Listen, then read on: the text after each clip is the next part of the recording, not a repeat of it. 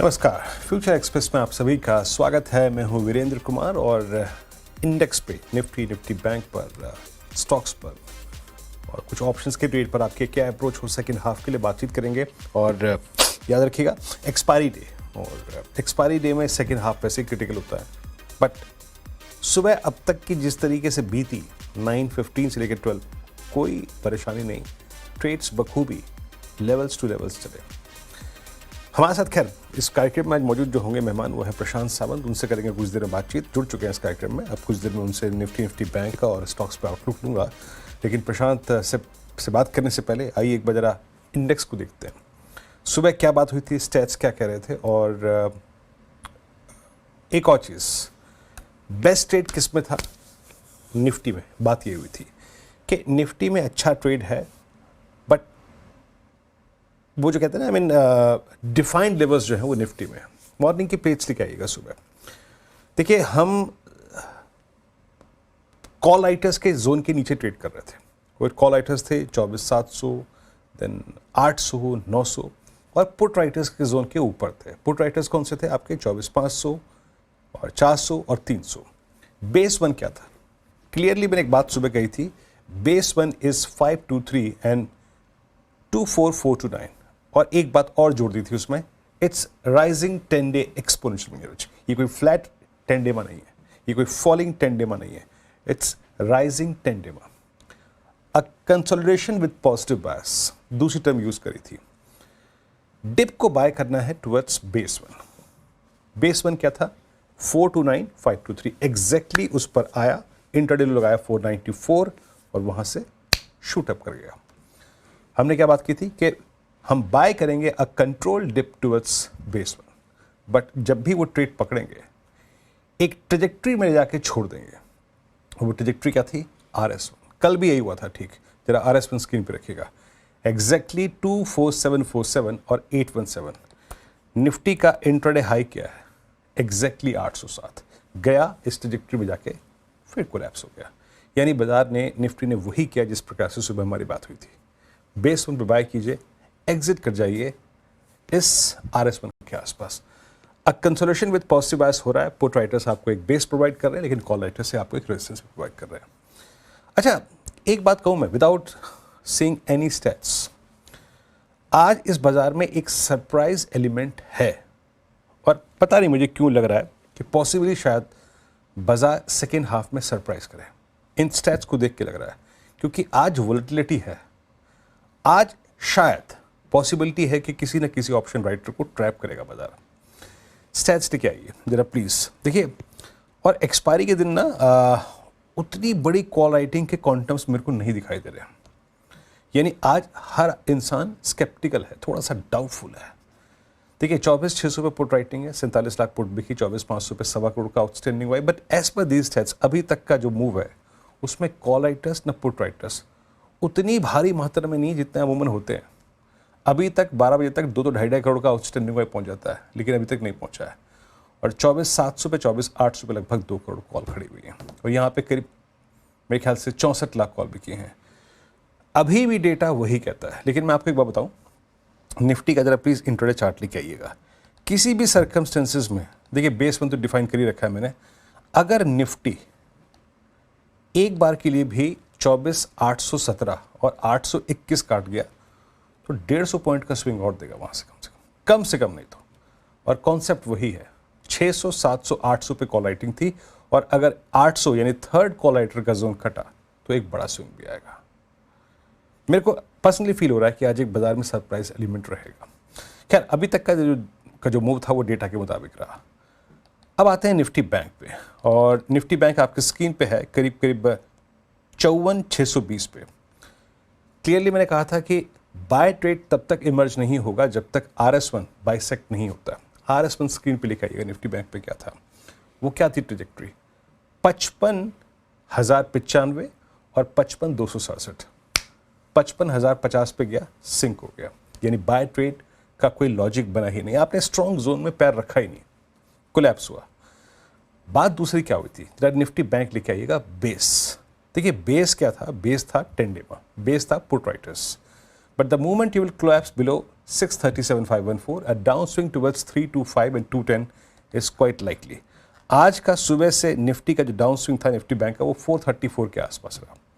हालांकि ये 20 डे की ट्रैजेक्टरी तक नहीं गया, लेकिन मैं फिर कह रहा हूँ मैं खुद इस पर बहुत श्योर नहीं हूँ। ना तो ये वीक पड़ रहा है, अब आप कहेंगे कि जनाब गिरा तो हुआ है और कितना गिरेगा, नहीं गिरा हुआ मतलब एग्जैक्टली जब 10 डे तोड़े तो 20 डे तक जाए, और 10 डे से जब पुल बैक ले तो एक अच्छा हैंडसम पुल बैक थे, वो अभी कहीं पर विजिबल नहीं है। सो स्टिल स्केप्टिकल है, डाउटफुल है, और ट्रेड करने का मज़ा नहीं आ रहा है। जो मज़ा इस वक्त निफ्टी में है इसकी तुलना में, या तो गिरे या चढ़े, साफ सीधी बात। आइए ऑप्शन राइटर्स को देखते हैं। देखिए पुट राइटर्स क्या कर रहे हैं और कॉल राइटर्स क्या कर रहे हैं, उनके अनुसार इंडेक्स क्या कर रहा है उसको समझने की कोशिश करते हैं। जरा कॉल्स पुट्स लेके आइए। देखिए 55,000 का कॉल राइटर ऑल दो एग्जिट तो कर रहा है, बट स्टिल ये कॉल ऑप्शन करीब 13.25 लाख का आउटस्टैंडिंग होल्ड करती है। That's huge. यानी अभी 55,000 हमारे लिए एक बहुत स्ट्रॉन्ग सप्लाई जोन के तौर पे काम करेगा, और 54,500 पे पुट राइटिंग कम है। 54,200 का पुट राइटर एग्जिट ढूंढ रहा है, और 54,000 की पुट 11,36,000 का डिसाइसिव वाई होल्ड करती है। अब एक बात याद रखिएगा, सुबह हमारी क्या बात हुई थी, 55,000 की पुट सबसे स्ट्रॉन्ग वाई होल्ड करती है, उसके नीचे है तो वीकनेस है। तो 54,500 का पुट राइटर वो रिस्क नहीं ले रहा है कि I will call it as a base, वो ये कॉल नहीं ले रहा है। वो कह रहा है जनाब कि अगर दोबारा झूले तो शायद 20 डेमा का दीदार यानी बेस 2 हो जाए, क्योंकि वहां पर है आपका पुट राइटर्स का जोन। ये देखिए 54,000 पे 11,36। तो multiple ifs and buts in Nifty bank, तो please avoid Nifty bank as of now. But याद रखिएगा कन्विक्शन निफ्टी बैंक में तभी आएगा जब आप 55,100 और वो 55,267 उस जोन को पार करेंगे। प्रशांत, गुड आफ्टरनून। आज सुबह निफ्टी ने बहुत ही अच्छा और एक बहुत ही अच्छा मूव दिया। आज मेरे को पता नहीं क्यों लग रहा है कि इस बाजार में एक सरप्राइज एलिमेंट रहेगा, स्पेशली वो डोमिनेट करे शायद वो 12:30 से लेकर 1:30-2 बजे के बीच में। आपकी इंडेक्स पे रीडिंग क्या कह रही है? जी वीरू जी, वेरी गुड आफ्टरनून। सभी दर्शकों को नमस्कार। और सबसे पहले मैं एक वाक्य में कहना चाहूंगा कि मेरी राय आपके साथ 101% सहमत है। मैं आपकी उसकी वजह बता रहा हूँ प्राइस एक्शन के हिसाब से। अगर हम निफ्टी को देखें और बैंक निफ्टी को देखें, दोनों में ही जो सोमवार को गैप अप हुआ था उसके लोज को टेस्ट किया है, और निफ्टी में वो लोज पे बाइंग आई है। बैंक निफ्टी में अभी भी हम उस लो के नीचे ट्रेड कर रहे हैं, बट यहाँ एक बहुत बड़ा गैप सपोर्ट है। तो मुझे लग रहा है कि यहाँ पे अगर हम निफ्टी स्पेसिफिक बात करें तो वो जो सपोर्ट है वो करीबन 24,000 से लेके जो गैप अप हुआ था 24,400, वहां तक एक 400 पॉइंट का सपोर्ट है। और अगर हम बैंक निफ्टी में देखें तो वो जो सेम सपोर्ट है करीबन 53,600 से लेके जो गैप अप हुआ था करीबन 54,000, एक बहुत बड़ा सपोर्ट है। बैंक निफ्टी में हम उस सपोर्ट को बहुत क्लोजली टेस्ट कर रहे हैं। निफ्टी में वहां से बाइंग आ चुकी है। रणनीति क्या होनी चाहिए मेरे हिसाब से? सबसे पहली बात, अगर आपके पास लॉन्ग्स हो तो निफ्टी में स्पॉट बेसिस आपका जो ट्रेलिंग स्टॉप लॉस होना चाहिए वो 24,525, 24,500 के जोन में थोड़ा डीप रखिए और पोजिशनल लॉन्ग होल्ड कीजिए। बैंक निफ्टी की भी जहां तक बात है, हालांकि क्लैरिटी नहीं है जैसा आपने कहा, बट क्योंकि ये गैप है और क्योंकि मंडे के लोज अहम है, मैं भी एक्सपेक्ट कर रहा हूँ कि आज दोपहर करीबन 1-1:30 के बाद एक अच्छी शॉर्ट कवरिंग इंडाइसेस में आ सकती है। तो मैं बैंक निफ्टी में भी अगर लॉन्ग रहूं तो एक ट्रेलिंग स्टॉप लॉस मेरा थोड़ा डीप रखूंगा, वो 54,200 के नीचे रखूंगा मैं, और मैं पोजिशनल लॉन्ग होल्ड करूंगा। मेरा ये नजरिया है कि दोनों ही इंडाइसेस में अगले एक हफ्ते में यानी 22 तारीख की एक्सपायरी तक एक अच्छा स्पाइक आ सकता है, और जहाँ पे रिस्क रिवॉर्ड के हिसाब से अपसाइड काफी अच्छी नजर आ रही है। तो इस वजह से मैं लॉन्ग डेफिनेटली कैरी करूंगा विद ट्रेलिंग स्टॉप लॉस। हालांकि एक नजर मेरी इंडिया विक्स पे बनी हुई है जो मॉडरेट रिस्क की जोन में अभी भी है 17, 17.5, और जब तक ये 14.5, 15 के ऊपर रहेगा तब तक वोलेटिलिटी जैसे हम देख रहे हैं 100-150 पॉइंट के स्पाइक निफ्टी में और 250-300 पॉइंट के बैंक निफ्टी में आते रहे। तो इसीलिए ऑप्शंस में अगर आप ट्रेड कर रहे हो तो बहुत केयरफुली कीजिए या अवॉइड कीजिए। बट मुझे लग रहा है इंट्राडे के हिसाब से लेवल स्पेसिफिक जिस तरह से आपने डेटा भी बताया, अपॉर्चुनिटीज काफी अच्छे हैं। और निफ्टी में स्पेसिफिकली जो आज का हाई बना हुआ है अभी तक करीबन 24,807, इसके ऊपर 10-20 पॉइंट जो आपने कहा था करीबन 24,825, इसके ऊपर अगर हम निकल जाए आजकल में तो शॉर्ट कवरिंग काफी बड़ी आके 100-150 पॉइंट का स्पाइक भी मिल सकता है। तो दोनों में ही थोड़ा डीप ट्रेलिंग स्टॉप गर्व है। साथियों, ऑपरेशन सिंदूर सिर्फ एक ऑपरेशन का नाम भर नहीं है, बल्कि यह एक हमारी प्रतिबद्धता है, यह हमारा एक कमिटमेंट है। एक ऐसी प्रतिबद्धता जिसमें भारत ने दिखा दिया कि हम सिर्फ डिफेंस नहीं करते हैं, जब वक्त आता है तो हम कठोर निर्णय भी लेते हैं और कठोर कार्रवाई भी करते हैं। यह ऑपरेशन उस एक एक जवान की आंखों में देखा गया सपना था कि हर आतंकी ठिकाना, चाहे वह घाटियों में छुपा हो या बंकरों में दबा हो, हम वहां पहुंचेंगे और दुश्मन की छाती चीर कर हम उन आतंकी ठिकानों को खत्म करके ही हम वापस लौटेंगे। मेरे साथियों, ऑपरेशन सिंदूर आतंकवाद के खिलाफ भारत द्वारा चलाई गई अब तक के इतिहास की, मैं मानता हूं, यह सबसे बड़ी कार्रवाई है। 35-40 वर्षों से भारत सरहद पार से चलाए जा रही आतंकवाद का सामना कर रहा है। आज भारत ने पूरी दुनिया को यह साफ कर दिया है, यह स्पष्ट कर दिया है कि आतंकवाद के खिलाफ हम किसी भी हद तक जा सकते हैं। साथियों, आतंकवादियों ने पहलगाम में आतंकवादी घटना को अंजाम देकर भारत के मस्तक पर चोट पहुंचाने की कोशिश की है। भारत की सामाजिक एकता को तोड़ने का भी प्रयास किया गया है। उन्होंने भारत के माथे पर वार किया, हमने उनकी छाती पर वार किया है और छाती पर घाव किया है। पाकिस्तान के जख्मों का इलाज इसी बात में है कि वह भारत विरोधी और आतंकवादी संगठनों को पनाह देना बंद करे और अपनी जमीन का इस्तेमाल भारत के खिलाफ किसी भी सूरत में न होने दे। साथियों, आपको याद होगा कि लगभग 21 साल पहले स्वर्गीय अटल बिहारी वाजपेयी जी के सामने इसी पाकिस्तान ने इस्लामाबाद में डिक्लेरेशन किया था कि अब उनकी धरती से आतंकवाद एक्सपोर्ट नहीं किया जाएगा। मगर पाकिस्तान ने भारत को धोखा दिया है, पाकिस्तान ने भारत को छला है और आज भी वह धोखा दे रहा है।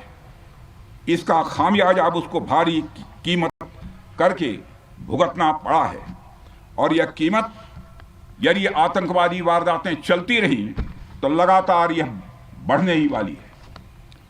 हमारे प्रधानमंत्री श्री नरेंद्र मोदी जी ने दो टूक शब्दों में आतंकवाद के खिलाफ भारत की नीति को रीडिफाइन कर दिया है, इसे परिभाषित कर दिया है, जो यह कहती है कि हिंदुस्तान की सरजमी पर किया गया कोई भी आतंकी हमला एक एक्ट ऑफ वार माना जाएगा।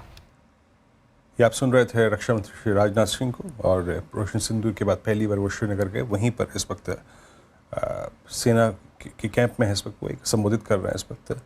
चलिए अब बाहर निकल के आते हैं इस स्पीच से और निफ्टी को देखते हैं। करीब 24,680 के क्लस्टर में 12 अंक ऊपर आ चुका है। इस जब हम स्पीच में एंटर कर रहे थे उसी वक्त के बीच में लगभग 80 पॉइंट का निफ्टी में पुल बैक आया, तो वो सरप्राइज एलिमेंट है बाजार में। चलिए अब एक काम करते हैं, ट्रेड्स पे आते हैं। और प्रशांत, 3 ट्रेड्स कन्विक्शन वाले क्या है आपके इस वक्त के? तो वीरू जी, फर्स्ट पिक जो मेरा होगा वो डीएलएफ होगा। यहाँ पे एक नैरो रेंज के ऊपरी लेवल पे हम ट्रेड कर रहे हैं। कल के वॉल्यूम्स अच्छे थे, मैं एक रेंज ब्रेकआउट प्रीएम्प्ट कर रहा हूँ। प्राइस एक्शन और वॉल्यूम को कंबाइन देखते हैं और मैं एक पुल बैक एक्सपेक्ट कर रहा हूँ 200 दिनों के एवरेज पर। अभी हम ऑलमोस्ट 700 के आसपास लेवल पे ट्रेड कर रहे हैं, 700। सो मेरा यहाँ पे जो स्टॉप लॉस होगा वो होगा करीबन 685 के आसपास, 685।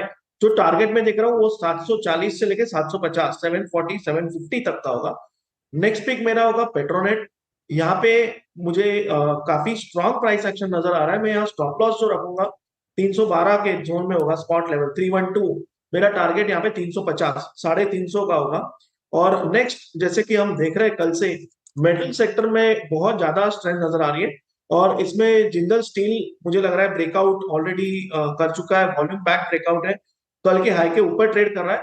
सो यहाँ पे 945, 945 का स्टॉप लॉस रख के करीबन 1000 से लेके 1020 ये टारगेट्स के लिए हम लॉन्ग कर सकते हैं।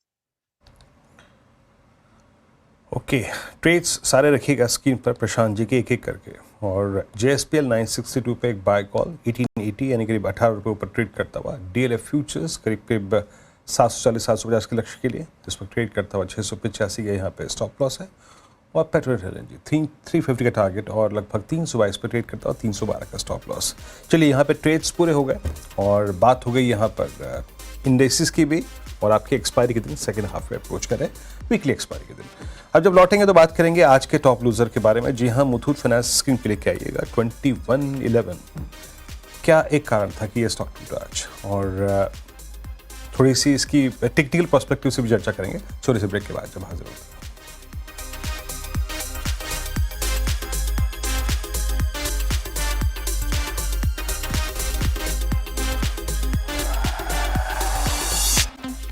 स्वागत है कार्यक्रम में आपका एक बार फिर से। और निफ्टी वही करीब 24,661 की ट्रेजेक्टरी में ट्रेड करता हुआ। निफ्टी बैंक में पुल बैक आया है करीब 54,700 के जोन में, लेकिन मैं विषय को थोड़ा चेंज करता हूँ। अब इंडेक्स से बाहर निकलते हैं। अब बात करते हैं मुथूट फाइनेंस। आपकी स्क्रीन पे इस वक्त डे लो की ट्रेजेक्टरी में अभी भी ट्रेड कर रहा है। लॉसेस हैं करीब 6% के, और ये स्टॉक मात्र एक ही सेशन में आप समझ लीजिएगा कि अपने 200 डे तक का गोता लगाने की कोशिश करता हूँ। लेकिन वजह क्या रही, क्या था क्वार्टरली नंबर्स में, और कौन से ऐसे एलिमेंट है जो इस वक्त इसको ड्रैग कर रहे हैं? यतिन से बात करते हैं। यतिन, नंबर्स या फिर कोई और विषय, क्या है कारण इस बड़ी गिरावट का? आफ्टरनून वीरू। और देखिए, मुथूट फाइनेंस की बात करें तो कहीं ना कहीं मैनेजमेंट की कमेंट्री ठीक ठाक रही है। मैनेजमेंट ने कहा है कि गोल्ड के दामों में जो हिसाब से वॉलेटिलिटी देख रहे हैं, कुछ बाजार पे और डिमांड पे कोई असर नहीं होगा गोल्ड लोन की। हालांकि उन्होंने गाइडेंस जो है वो 15% ईयूएम ग्रोथ का दिया है, और रिमेंबर FY25 का जो गोल्ड लोन ईयूएम ग्रोथ है वो 40% का है। उसके सामने शायद 15% की ईयूएम ग्रोथ लोगों को कंजर्वेटिव लगी। इसके अलावा अगर हम एनालिस्ट की बात करें तो उनको लगता है कि अभी भी ईयूएम ग्रोथ जो है वो गोल्ड प्राइसेस पे ही निर्भर करता है। और अगर हम Q4 का डेटा देखें तो लोन पोर्टफोलियो और जो कस्टमर एडिशन है वो केवल 2% हुआ साल दर साल बेसिस पे। तो ऐसा नहीं हुआ कि बहुत ज़्यादा आपको नए कस्टमर जुड़ते हुए नजर पड़े हैं, एग्जिस्टिंग बेस से ही ग्रोथ आती हुई नजर पड़ रही है। और अगर हम बात करें गोल्ड प्राइसेस की, तो यहाँ एसेट क्वालिटी पे एक इम्पैक्ट रह सकता है अगर ज़्यादा गोल्ड प्राइसेस गिर जाएं। नंबर 2 के जो MFI कारोबार है यहाँ भी अभी भी हेडविंड्स हैं। एसेट क्वालिटी यहाँ अभी भी ख़त्म हो रही है और ख़राब हो रही है, और स्टेज 3 की MFI बुक की जो एसेट क्वालिटी है वो लगभग अब 5% NPA की तरफ जा रही है। अगर हम लोन टू वैल्यू की बात करें तो अभी जो RBI के नियम आए हैं उसमें 62-63% तक कंपनी जा सकती है। ऑलरेडी 61% पे तो ऑलरेडी LTV पे कारोबार कर रही है। तो यहाँ से ग्रोथ में कोई बड़ी आपको तेज़ी नहीं दिखाई पड़ेगी अनलेस गोल्ड के दामों में एक बड़ा मोमेंटम देखने को मिल सकता है। और रेगुलेटरी रिस्क और कंपटीशन के रिस्क, ये 2 रिस्क भी बाजार अब मान के चल रहा है, यहाँ देखने को मिलेगा। तो जो AUM ग्रोथ है, गोल्ड लोन का रिस्क है, और जो MFI कारोबार से दबाव आ रहा है, शायद इसी वजह से स्टॉक में आज भारी प्रॉफिट टेकिंग 7% नीचे काउंटर FNO का टॉप लूजर बना हुआ है। ओके, तो ये एक रीज़न है आज के मुथूट फाइनेंस के कोलैप्स के बीच में। और यतिन, बहुत बहुत शुक्रिया इस पूरी चर्चा के लिए, बातचीत के लिए। ये एक टेक दीजिएगा प्रशांत आपका इस पर, मुथूट फाइनेंस पे डे लो, कोई रिकवरी नहीं, 1 पैसे की रिकवरी नहीं। क्या लग रहा है, अगर मान लीजिए किसी ने शॉर्ट कॉल ली थी तो क्या राय रहेगी, और मान लीजिए किसी के पास एक लॉन्ग है जिसमें वो ट्रैप है तो भी क्या रहेगा? तो वीरू जी, मेरे हिसाब से जिसके पास लॉन्ग है उसको एक क्लियर कट लेवल फॉलो करना होगा। 2090 स्पॉट लेवल 2090, ये ब्रेक हो जाए एग्जिट कर दीजिए। 200 दिनों के एवरेज के लिए वेट मत कीजिए। और अगर कोई शॉर्ट हो तो मेरे हिसाब से पोजीशन ट्रेल कीजिए, और आपका ट्रेलिंग स्टॉप लॉस अब सिस्टम में होना चाहिए 2130, 2130, हार्डली 1% अबव करंट प्राइस, ताकि almost near to this price आपका प्रॉफिट बुक हो सके। तो दोनों ही लेवल में आपको, एक में तो प्रॉफिट बुकिंग है तो कोई तकलीफ नहीं है, बट अगर लॉन्ग्स आपके पास है और आप ट्रैप्ड हो तो 2090 लेवल को बहुत स्ट्रिक्टली फॉलो कीजिए। ओके, चलिए, तो ये हो गया बात यहाँ पे मुथूट फाइनेंस की। चलिए अब एक काम करते हैं, एक ब्रेक लेते हैं। ब्रेक के बाद जब लौटेंगे तो बात करेंगे आज के सस्ता ऑप्शन ट्रेड की। हाजिर होते हैं।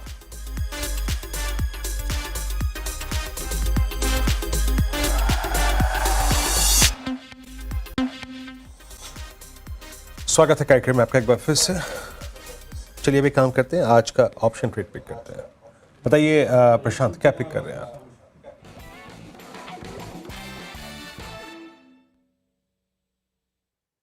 तो वीरू जी, यहाँ पे अगर हम एशियन पेंट्स को देखें तो यहाँ एक अहम सपोर्ट टेस्ट हो रहा है, और मुझे लग रहा है कि ये सपोर्ट होल्ड करके यहाँ से अच्छी स्पाइक आ सकती है, मोमेंटम आ सकता है काउंटर में, और इसको मैं एक ऑप्शन के जरिए डेफिनेटली ट्रेड करना चाहूंगा। तो इसकी जो 2300 स्ट्राइक प्राइस की जो कॉल ऑप्शन है, करीबन 38-39 के आसपास चल रही है, 38-39, इसको बाय करने की सलाह होगी। स्टॉप लॉस रखेंगे 22-22 पे, जो टारगेट 1 होगा वो 65 का होगा, 65, टारगेट 2 75, 75। कि एशियन पेंट्स की कॉल, मतलब एशियन पेंट्स मतलब पोस्ट नंबर्स जो स्टॉक बहुत सिंक हुआ था क्वार्टरली नंबर्स के बाद, वहाँ पे आप एक आज पुल बैक एक्सपेक्ट कर रहे हैं। इट्स 2298 अभी डी हाई पे ट्रेड कर रहा है। यस, आज इसमें पुल बैक है। हालांकि अभी तक मेरे पास कोई डेफिनेशन नहीं क्योंकि ये बहुत ओवरसोल्ड है। ये पुल बैक है क्योंकि इसका shortest moving average even 10 day वो भी करीब करीब 2350 पे लैंड है। तो अभी शॉर्टेस्ट मूविंग एवरेज को रीगेन करने की कोशिश करता हुआ यहाँ पे इसकी कॉल ऑप्शन पे आपको ट्रेड करना है। निफ्टी अभी भी 24,674। मीनवाइल जब हम बात कर रहे थे, जब हम रक्षा मंत्री श्री राजनाथ सिंह को सुन रहे थे, उसी वक्त अगर आप देखें ड्यूरिंग दैट टाइम लगभग 125 पॉइंट का पुल बैक है, 100 पॉइंट का पुल बैक आया। तो आज एक सरप्राइज एलिमेंट है। आज मेरे ख्याल से कोई ना कोई ऑप्शन राइटेड ट्रैप होगा। खैर प्रशांत, बहुत बहुत शुक्रिया आप इस कार्यक्रम में शामिल हुए। सभी स्टॉक्स और इंडस्ट्रीज पे रखिए आपने। एक ब्रेक और आपसे अगली मुलाकात होगी आज कमाई का आजाद। 2 बजे तक के लिए नमस्कार।